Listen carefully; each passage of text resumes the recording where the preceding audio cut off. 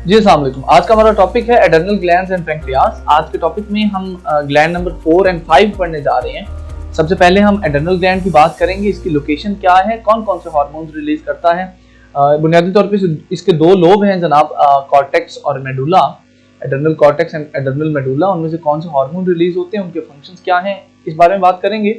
Pancreas का endocrine और exocrine role क्या है, इसके बारे में बात करेंगे। और as far as its endocrine role is concern, ये कौन कौन से हार्मोन रिलीज करता है, इंसुलिन एंड ग्लूकागॉन, उनका रोल क्या है ह्यूमन बॉडी में। And last but not the least we can talk about diabetes mellitus as well. चलिए बात स्टार्ट करते हैं एड्रेनल ग्लैंड से। और the very first thing that we need to know कि मेरा बच्चा मौजूद कहाँ होता है और इसकी तादाद कितनी होती है।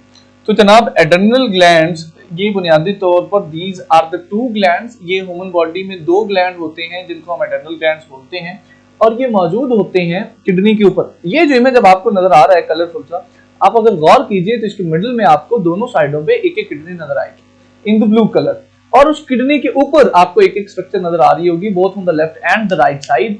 इन स्ट्रक्चर्स को मेरा बच्चा कहते हैं एड्रेनल ग्लैंड्स, और इनकी तादाद है दो। They are present above the kidney, ये किडनी के ऊपर मौजूद होते हैं बेटा।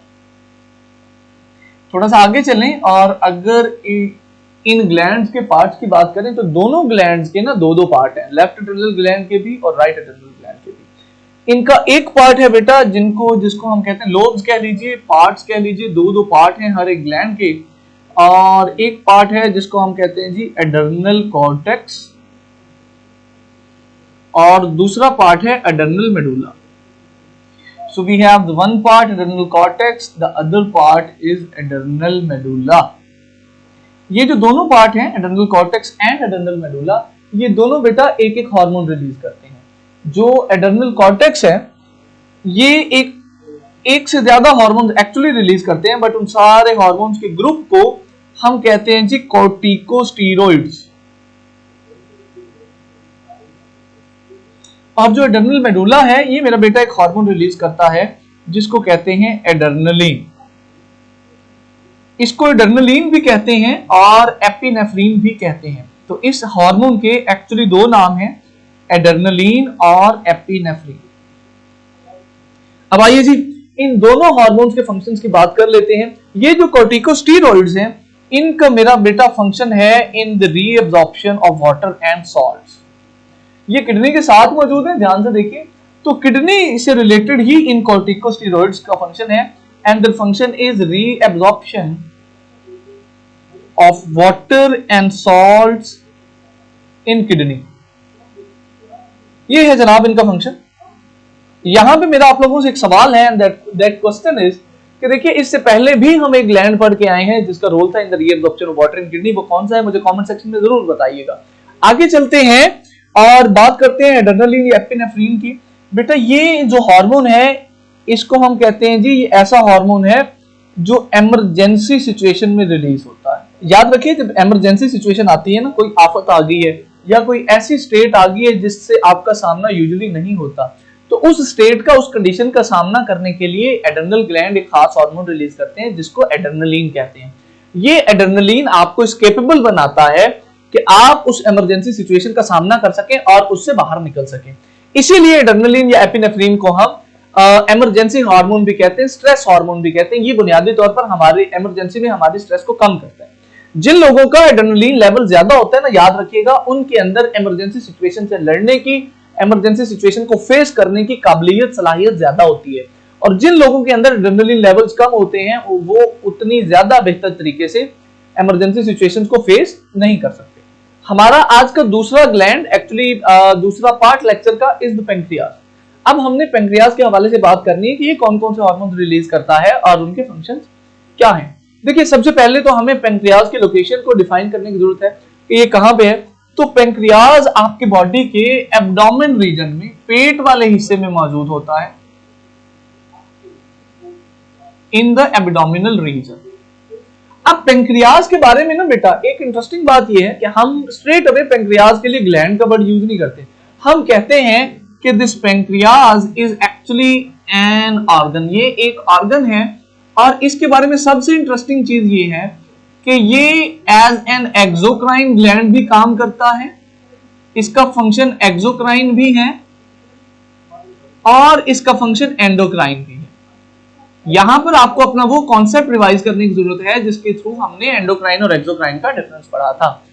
याद कीजिए, हमने ये पढ़ा था कि एक्सोक्राइन ग्लैंड्स जो होते हैं उनके पास डक्ट्स होती हैं, दे हैव डक्ट्स। उनके पास नालियां होती हैं, वेसल्स होती हैं, डक्ट्स होती हैं जिनके थ्रू वो अपने हार्मोन्स को रिलीज कर सकते हैं, अपने सिक्रीशंस को टारगेट टिश्यूज तक पहुंचा सकते हैं। बट ये जो एंडोक्राइन टिश्यूज होते हैं they are ductless. Now the same scenario is with the pancreas कि इसका कुछ हिस्सा ऐसा है जिसके पास डक्ट्स हैं और उससे रिलीज होने वाली सिक्रीशंस उन्हीं डक्ट्स के थ्रू ट्रेवल करती हैं। बट इसका कुछ हिस्सा ऐसा है जो डक्टलेस है, जिसके पास डक्ट्स नहीं है, और उससे जो हार्मोन रिलीज होते हैं उनको हम एंडोक्राइन हार्मोन्स कहते हैं। चलिए ये डिफाइन करने की कोशिश करते हैं कि कौन सा हिस्सा एंडोक्राइन है, कौन सा हिस्सा एक्सोक्राइन है। एक्चुअली मेरा बेटा पूरे पैंक्रियाज में, ये जो ऊपर वाली स्ट्रक्चर आपको ब्राउन कलर की नजर आ रही है, this is actually the pancreas. इस पूरे पैंक्रियाज में सिर्फ कुछ सेल्स ऐसे होते हैं जो एज एन एक्सोक्राइन ग्लैंड काम करते हैं, बाकी पूरे का पूरा जो पैंक्रियाज है ये एज एन एक्सोक्राइन ग्लैंड काम करता है। और उन सेल्स को कहते हैं बेटा आइलेट्स ऑफ लैंगरहैंस। अब हम यहां से आइलेट्स ऑफ लैंगरहैंस को आइडेंटिफाई करने की कोशिश करते हैं। आप इस इमेज को गौर से देखिए अगर, तो आपको इस पूरे पैंक्रियाज के ऊपर छोटे छोटे डॉट्स बने हुए नजर आएंगे जिनको एरो से लेबल भी किया गया है कि ये आइलेट्स ऑफ लैंगरहैंस है। एक्चुअली पूरे पैंक्रियाज के ऊपर कहीं कहीं ये आइलेट्स ऑफ लैंगरहैंस मौजूद होते हैं और ये आइलेट्स ऑफ लैंगरहैंस ही पैंक्रियाज का एंडोक्राइन पोर्शन बनाते हैं। अब आज के लेक्चर में पर्टिकुलरली हमने इन्हीं आइलेट्स ऑफ लैंगरहैंस की ही बात करनी है। और ये जो आइलेट्स ऑफ लैंगरहैंस हैं ये मेरा बेटा दो हार्मोन्स रिलीज करते हैं। एक हार्मोन है इंसुलिन और एक हार्मोन है ग्लूकागोन। ये दोनों के दोनों हार्मोन आइलेट्स ऑफ लैंगरहैंस से रिलीज होते हैं। जो इंसुलिन है बेटा उसका काम है to decrease glucose level in blood. Blood में ग्लूकोज लेवल को कम करना, यह है जी इंसुलिन का रोल। और जो ग्लूकागोन है इसका रोल है टू इंक्रीज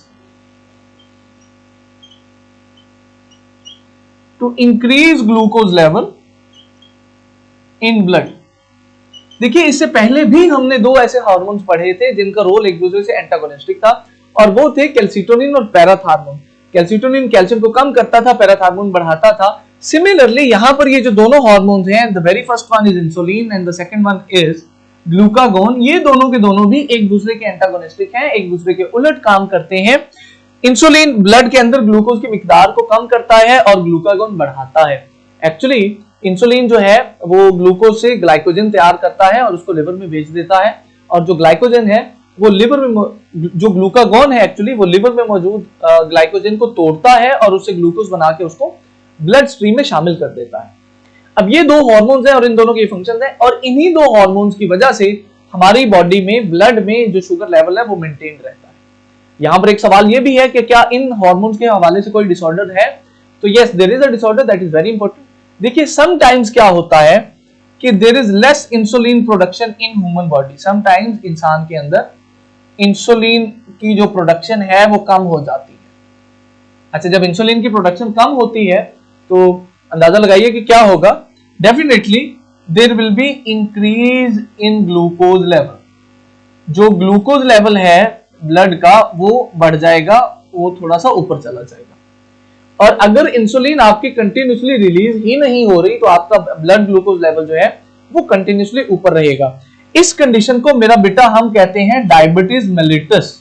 डायबिटीज मेलिटस ये एक बीमारी है जिसके अंदर आपके बॉडी में इंसुलिन बहुत कम या बिल्कुल ही प्रोड्यूस नहीं होती और आपका ब्लड ग्लूकोज लेवल हमेशा हाई रहता है।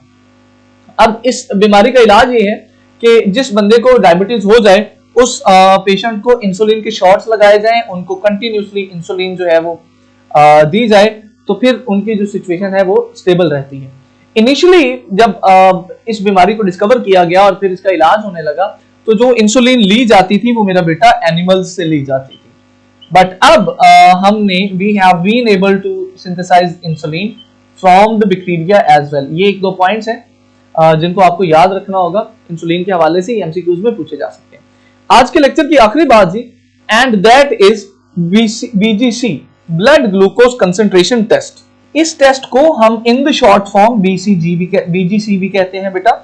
और ये जो टेस्ट है, this is actually used to measure the concentration of glucose in the blood. Blood में ग्लूकोज की कंसंट्रेशन कितनी है उसको मेजर करने के लिए ये टेस्ट किया जाता है। आमतौर पर ये टेस्ट जो है इसके मुख्तलिफ तरीकाकार हैं, मुख्तलिफ टाइमिंग्स पे ये टेस्ट किया जाता है। समटाइम्स जब आपने खाना खाया होता है तो खाने के बाद आपका ब्लड शुगर लेवल कितना है उसको मेजर करने के लिए खाने के बाद किया जाता है। समटाइम्स जब आपने खाना खा लिया होता है तो खाना खाने के 7 से 8 घंटे के बाद आफ्टर फास्टिंग पीरियड आपका जो ब्लड ग्लूकोज लेवल है वो चेक किया जाता है। और इस टेस्ट का मकसद ये है कि ये आइडेंटिफाई किया जा सके कि पेशेंट को शुगर है या नहीं है। Sugar but I mean to say is diabetes mellitus.